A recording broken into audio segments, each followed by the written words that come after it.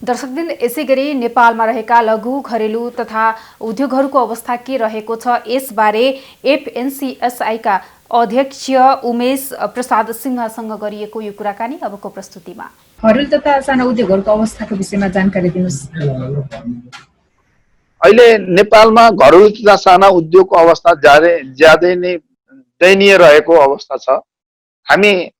हामी अहिलेसम्मको विभिन्न कालखण्डका मतलब आम हडताल हेर्यौं।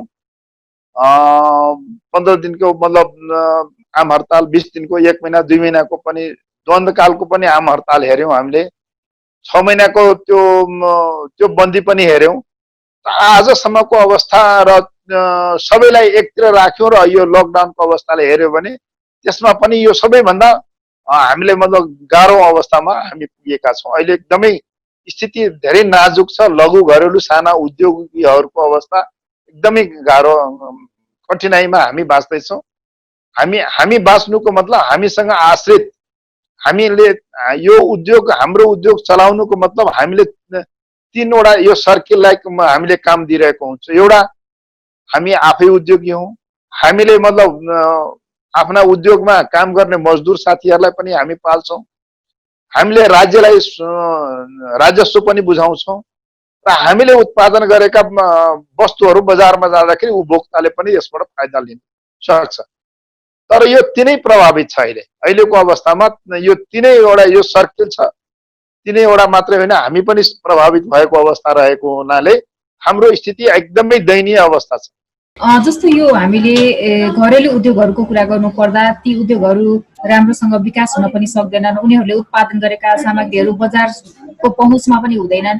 त्यसको लागि चाहिँ यो घरेलु तथा साना उद्योगले केही सोचेको छ कि छैन? होइन, हामीले धेरै राम्रो कुराहरू। घरेलु तथा साना उद्योग महासंघको स्थापना नै यो महासंघ जुन बेला एस्टाब्लिस भयो त्यति बेलादेखि के अहिलेसम्म लबिङ गर्दै हामीले मतलब लघु घरेलु साना उद्योगको जो आइपरेको समस्या, यसलाई प्रवर्धन गर्न, यसलाई मतलब सरकारसँग एडभोकेसी गर्नको लागि नै मतलब यो महासंघको एस्टाब्लिस भएको। हामीले आफ्नो कुरालाई मतलब सरकारसँग पुर्याउने, उद्यमीको कुरा, किनकि हामी आफै उद्यमी भएको नाताले उद्यमीका समस्या, आइपरेका कठिनाइहरू सरकारसँग, हामी सरकारका 22 वटा समितिमा छौं।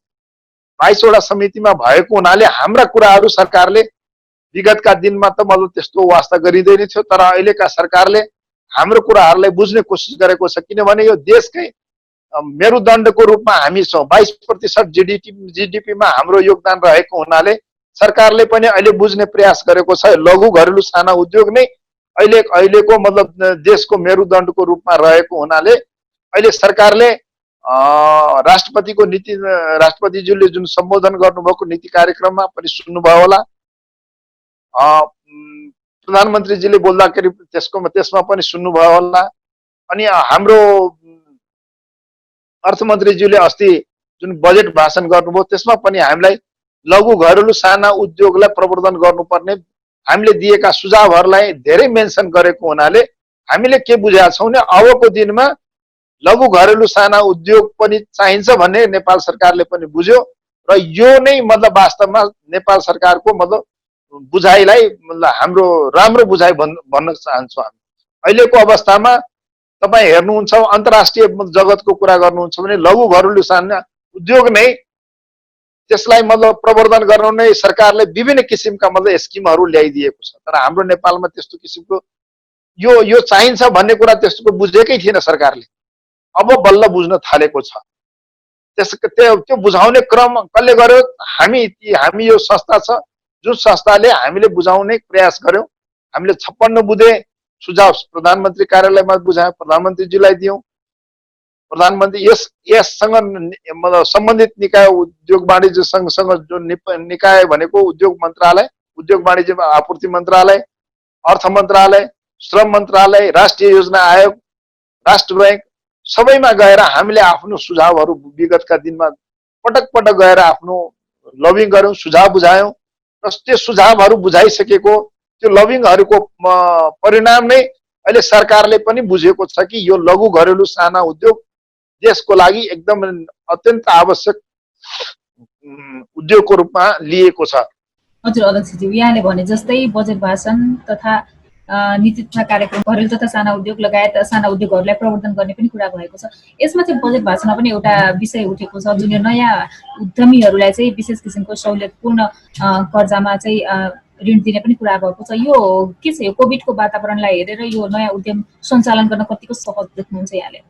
हेर्नुहोस्, हामी कहाँ कस्तो छ भने हामीले मोटामोटी 26 लाख मान्छेलाई हामीले रोजगारी दिएको छ। हाम्रा उद्योग 2,46,000 उद्योग अहिले नवीकृत उद्योगहरू छन्। 4,18,000 उद्योग मध्ये केहीले मतलब नवीकरण नगरेर मतलब 2,46,000 उद्योगहरू नवीकृत छन्। हामीले नवीकृत उद्योगहरूमा हामीले देशमा रहेका जनशक्ति र विदेशबाट पनि आएका जनशक्तिलाई हामीले रोजगार दिइरहेका छौँ।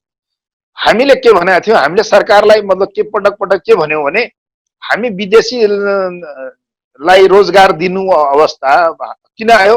हामीसँग म्यान पावर छैन। हामीसँग म्यान पावर भएको म्यान पावर चाहिँ विदेश पलायन भइसकेको छ। त्यो विदेशबाट अहिले फर्किरहेका जुन मतलब दाजुभाइ दिदीबहिनीहरू हुनुहुन्छ, उहाँहरूले यदि उद्योग गर्न चाहनुभयो भने उहाँहरूलाई एउटा छुट्टै क्याटेगोरीमा राखौँ। जो स्किल्ड म्यान पावर छ उहाँहरूलाई थोरै मतलब ट्रेनिङ दिएर मतलब उहाँहरूले स्किल्ड भइसकेपछि नेपालमा उद्योग गर्न सक्नुहुन्छ। अहिले कृषि बेस उद्योगहरू छन्, एग्री बेस मतलब प्रोडक्ट मतलब यसलाई हेरेर एग्री बेस मतलब इन्डस्ट्री पनि स्थापना गर्न सकिन्छ। अब यस्ता सबै त छैनन् होला, अरू र पनि होला। जो र छ त्यसलाई जो अलिकति र भन्दा पनि एकदम अनपढ भन्दा पनि अलिकति पढे लेखेको छ भने हामीले मतलब संयुक्त रूपमा के गर्छौँ भने उद्योगी र त्यो मतलब मजदुर साथीहरूको बिचमा एउटा कम्युनिकेसन गरेर उनीहरूको मतलब जुन दक्षता छ त्यो दक्षताको आधारमा कुन किसिमको उद्योगमा उसले इन्ट्रेस्ट लिएको छ त्यो उद्योगलाई 1 महिना 2 महिना 3 महिनाको ट्रेनिङ दिने र ट्रेनिङ दिइसकेपछि त्यो म्यान पावर यदि मतलब दक्ष भइसकेपछि चाहे त्यही उद्योगमा उहाँले काम गर्न चाह्यो भने एउटा उद्योगपति र मतलब त्यो म्यान पावरको दुईटैको मतलब कोअर्डिनेसनमा त्यही उद्योगमा काम गर्न दिने। त्यसको लागि पनि मतलब हामीले त्यो सरकारलाई प्रपोजल दिएका थियौँ र यदि त्यो जो मतलब ट्रेनिङ लिइसकेपछि पनि होइन मलाई आफै योभन्दा सानो उद्योग म आफै खोल्न चाहन्छु भने सरकारले मतलब त्यो उद्योग खोल्नलाई प्रोत्साहन सब्सिडी रेटमा मतलब सहुलियत दरमा लोन दिने भनेर मतलब हामीसँग नेगोसिएसन सरकारको भयो र त्यही अनुरूप अहिले सरकारले 3 किसिमको मतलब उद्योगका लागि विदेशबाट आइरहेका मतलब साथीहरू चाहिँ नेपालमा बसेका पनि बेरोजगार शैक्षिक बेरोजगारहरूको लागि पनि यो उद्योग तिरको मतलब उद्योग खोल्ने या उद्योगमा काम गर्ने या सिपमूलक कुनै पनि रोजगारी काम गर्नलाई मतलब त्यो 5% ब्याजमा सरकारले लोन दिन्छ। त्यो लोन दिइसकेपछि एउटा कमसेकम एउटा दक्ष जनशक्ति मतलब जुन पलायन भइरहेको छ चाहे अध्यक्ष जनशक्तिलाई मतलब रोजगार पाइरहेको अवस्था छ तिनीहरूलाई पनि समेट्ने प्रयास गरेको र विदेशबाट अहिले धेरै साथीहरूले मतलब त्यो श्रम स्वीकृति लिएर यहाँ काठमाडौँमा बस्नु परेको छ, गाउँमा बस्नु परेको छ। तिनीहरूलाई अब विदेश जानु परेन, सरकारले यस्तो किसिमको योजना ल्याएको छ, यो योजनामा तपाईँहरू काम गर्नुहोस् विदेशमा गएर भनेर भन्दा पनि नेपालमै स्थानीय कच्चा पदार्थमा आधारित उद्योगहरू सञ्चालन गर्न सकिन्छ भने त्यसका लागि यो 5% ब्याजमा सरकारले मतलब तिनीहरूलाई रोजगारमूलक कार्यक्रम दिन खोजेको हो।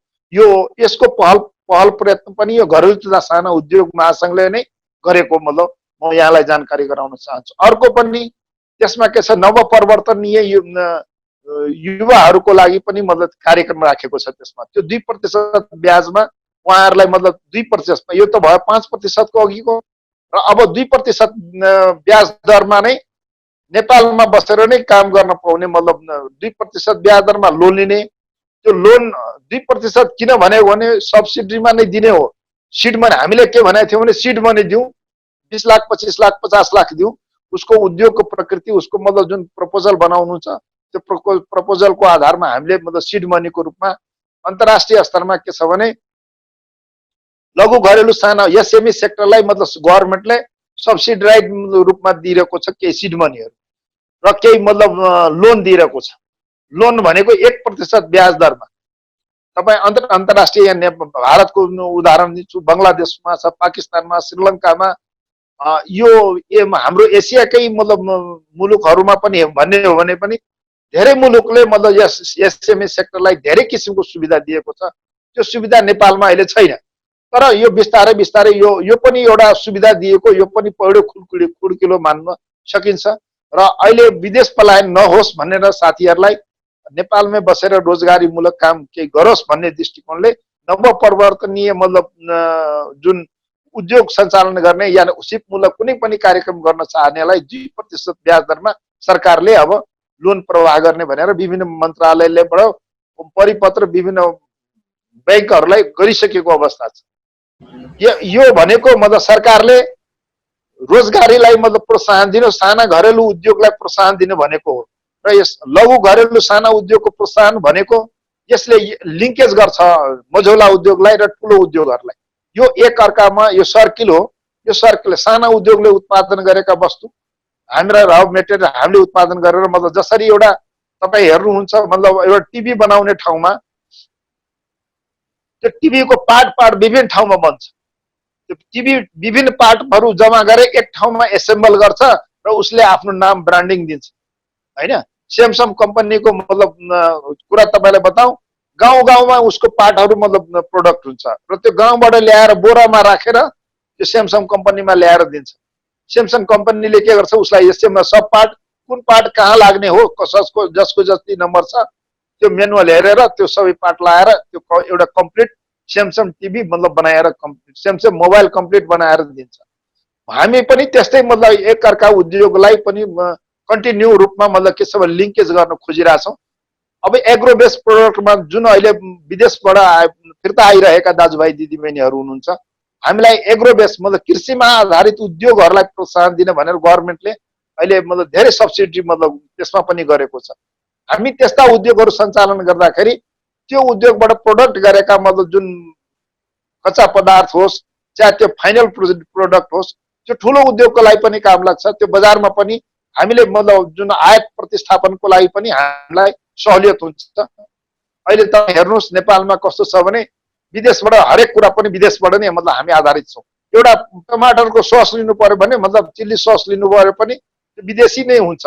तपाईँ कुनै होटलमा जानुहोस् त्यसमा हेर्नुभयो भने चिल्ली सस या टमाटर सस हेर्नुहुन्छ भने त्यो विदेशी ब्रान्ड नै ल्याएर राख्यो। हामी किन नै नेपालमा किन न प्रोडक्ट गर्ने? हामी नेपालमा प्रोडक्ट गर्नमा हामीलाई के चाहिन्छ? नेपाल सरकारले त्यसलाई पनि सहयोग गर्नुपर्छ भनेर हामीले लबिङ गरिरहेछौँ। हामीलाई चाहिने मिल मेसिनरी पार्टमा सरकारले मतलब भन्सार छुट दिनुपर्छ। हामीले त के भन्यो, सरकार छुट मागेनौँ। हामीले के भन्यौँ भने 1% मतलब हामीलाई जति मेसिनरी ल्याउँछौँ त्यसमा 1% ब्याज मतलब त्यो भन्सार लियोस्, हामी त्यो राजस्व पनि दिन तयार छौँ। अन्य शुल्कहरू चाहिँ लिन पाउँदैन भनेर हामीले सरकारलाई लिखित रूपमा 56 बुँदे सुझाव बुझाएका छौँ। प्रधानमन्त्री कार्यालयमा, अर्थ मन्त्रालयमा, राष्ट्रिय योजना आयोगमा, उद्योग मन्त्रालयमा, राष्ट्रिय योजना आयोगमा मतलब बुझाएको हरेक ठाउँमा, राष्ट्र ब्याङ्कमा पनि हामीले आफ्नो कुराहरू सुझावहरू बुझाएका छौँ। ती सुझावहरूको कारणले सरकारले पनि अलिकता यी उद्योगीहरूलाई पनि प्रोत्साहन गर्नुपर्छ भन्ने दृष्टिकोण राखेर अहिले बजेट भाषणमा पनि आयो, औद्योगिक नीतिमा पनि आएको छ, आर्थिक ऐनमा पनि आएको छ। तपाईँलाई जानकारी गराउँ, अहिले 20 लाखसम्म उद्योग सञ्चालन गर्नेलाई 75% छुट दिएको छ सरकारले। 50 लाखसम्म मतलब जुन उद्योग सञ्चालन गर्छ उसलाई 50% छुट दिएको छ।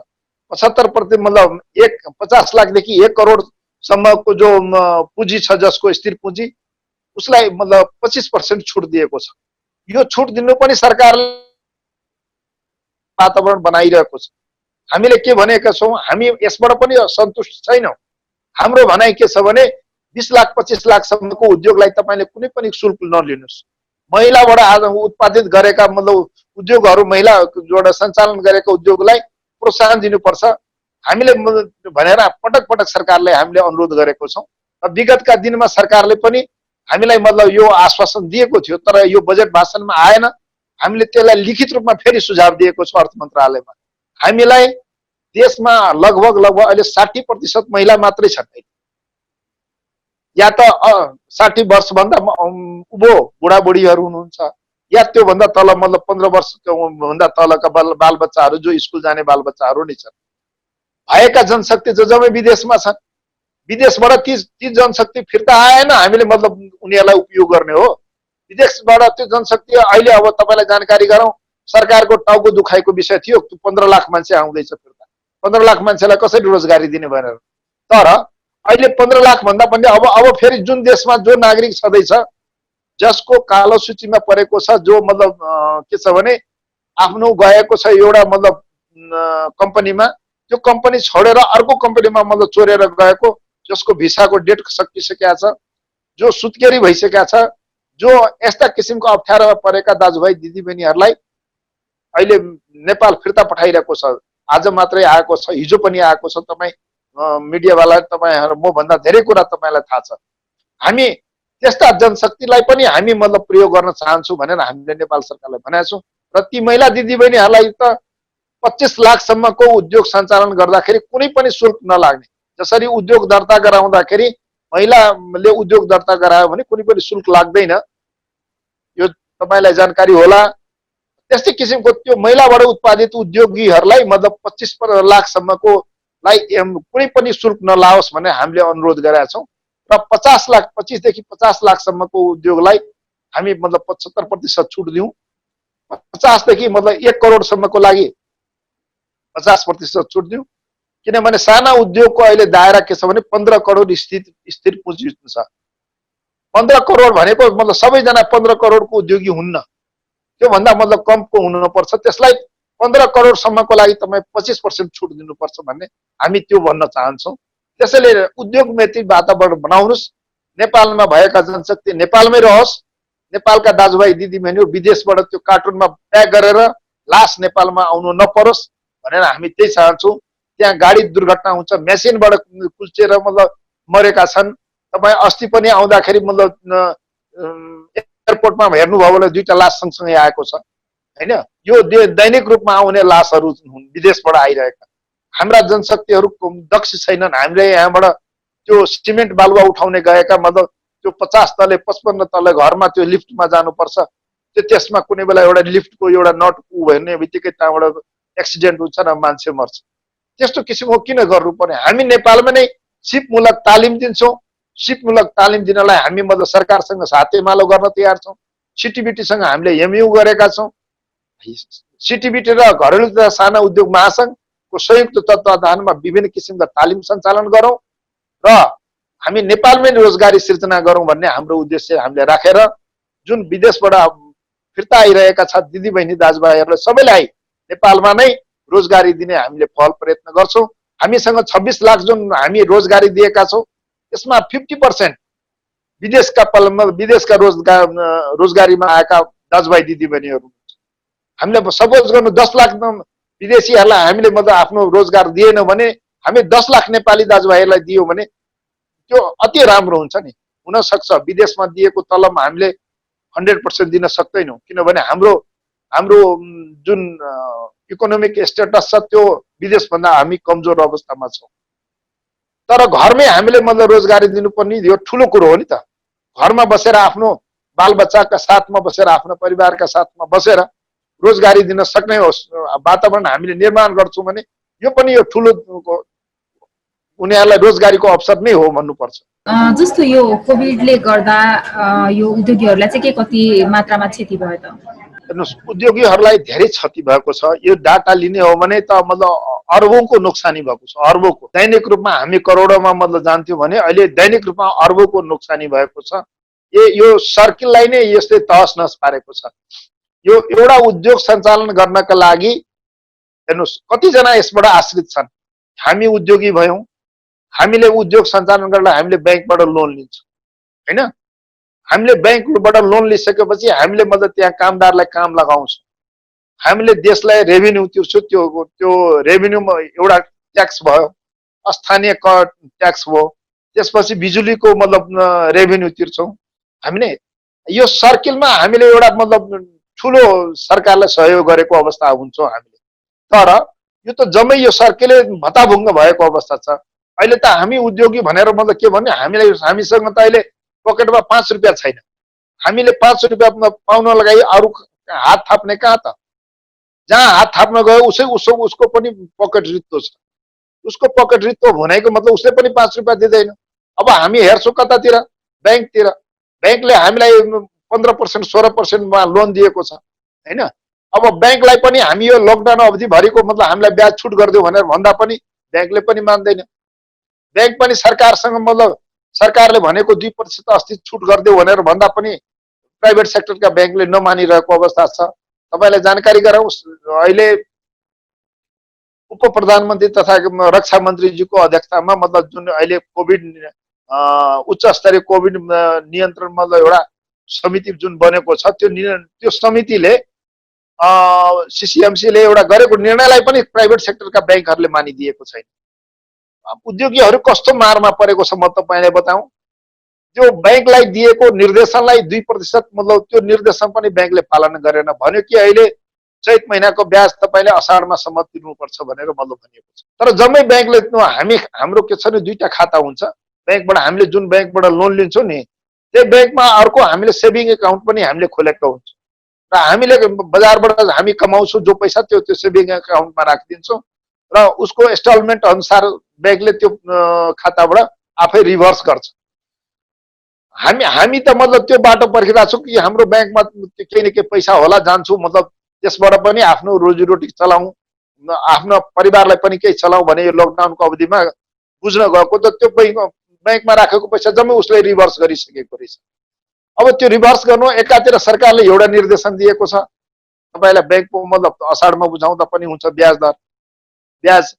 अर्को मतलब घर भाडा तपाईलाई लाग्दैन, अर्को तपाईले मतलब बिजुलीको पैसा तपाईले तिर्नु पर्दैन हैन। यावत कुराहरूको निर्णय मतलब सरकारले गर्यो, तर यताबाट कतैबाट पनि मतलब लागू भएन। अब यो लागू नभएको हुनाले उद्योगीहरू त मतलब कस्तो ट्र्यापमा फसेको छ यसबाट नै तपाई हेर्न सक्नुहुन्छ। एकातर्फ हाम्रो जति कच्चा पदार्थ थियो जम्मै कुहिएर गयो। अर्कोतिर उद्योग सञ्चालन गर्नलाई मतलब सरकारले अहिले भन्यो उद्योग सञ्चालन गर्नुस् भनेर। उद्योग सञ्चालन गर्नलाई हामीसँग पैसा छैन, बैंकले पैसा दिइरहेको छैन, मजदुर छैन कि उद्योगमा काम गर्ने, कसरी सञ्चालन हुन्छ? उद्योगको अवस्था के होला यसबाट प्रमाणित छ। आगामी मौद्रिक नीतिबारे चाहिँ उद्योगीहरू तथा उद्योगी व्यवसायीहरूको के अपेक्षा रहेको छ यो बताइदिनुहोस्। हामीले राष्ट्र बैंकलाई मतलब अनुरोध गरिसकेका छौँ। अस्ति पनि हामीले आफ्नो सुझाव गरेर बुझाएको छौँ। राष्ट्र बैंकले अहिले मतलब सरकारले पुनर्कर्जाको जुन अहिले निर्णय गरेको छ, सरकारले पुनर्कर्जा हाम्रा लघु घरेलु साना उद्योगहरूलाई आजसम्म पुनर्कर्जा प्राप्त नभएको अवस्था रहेको छ भन्ने कुरा जानकारी गरायो र यसपालि सरकारले सम्बोधन गर्दैछ। लघु घरेलु साना उद्योगलाई 15 लाखदेखि सुरु गरेको छ। 15 लाखदेखि मतलब 1 करोडसम्म 2 करोडसम्म पनि पुनर्कर्जा दिने भनेर सरकारले निर्णय अस्ति गरेको छ र त्यो कार्यविधि पनि बन्दैछ। हामीले त्यसमा सुझाव दियौं।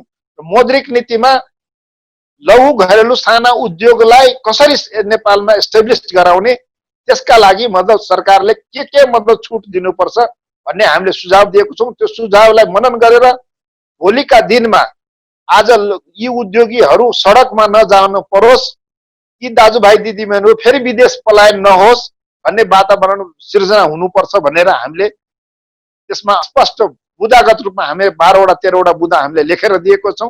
मौद्रिक नीतिमा अनिवार्य रूपमा यो कुरा हुनुपर्छ भनेर हामीले राष्ट्र बैंकलाई लेखेर दिएका छौं। अर्थ मन्त्रालयलाई पनि हामीले अस्ति लेखेर दिएका छौं। दर्शकवृन्द, आर्थिक समयमा हामीले विभिन्न अर्थतन्त्रका क्षेत्रहरूको विषयमा जानकारी दिँदै आएका छौं। अर्थतन्त्रको अबको अवस्था, अहिले वर्तमान अवस्थालाई हेर्दै भोलिको दिनलाई के कसरी अगाडि बढाउन सकिन्छ भन्ने किसिमका विषयवस्तुमा पनि हामी केन्द्रित हुने गर्दछौं। साथै प्रभावित भएका अर्थतन्त्रका क्षेत्रहरूको अवस्था, तिनीहरूलाई के कस्ता राहतको आवश्यक रहेको छ, आगामी आर्थिक वर्षको बजेट पारित भएको छ, त्यससँगै प्रदेश सरकारको पनि बजेट पारित भएको छ। यसबारे के कसरी अबका दिनमा अर्थतन्त्र बलियो बनाउन सकिन्छ यसबारे पनि हामीले विभिन्न व्यक्तित्वहरूसँग कुराकानी गर्दै तपाईहरूलाई जानकारी पनि दिँदै आएका छौं। दर्शकवृन्द, आर्थिक समयमा पालो भएको छ विश्रामको।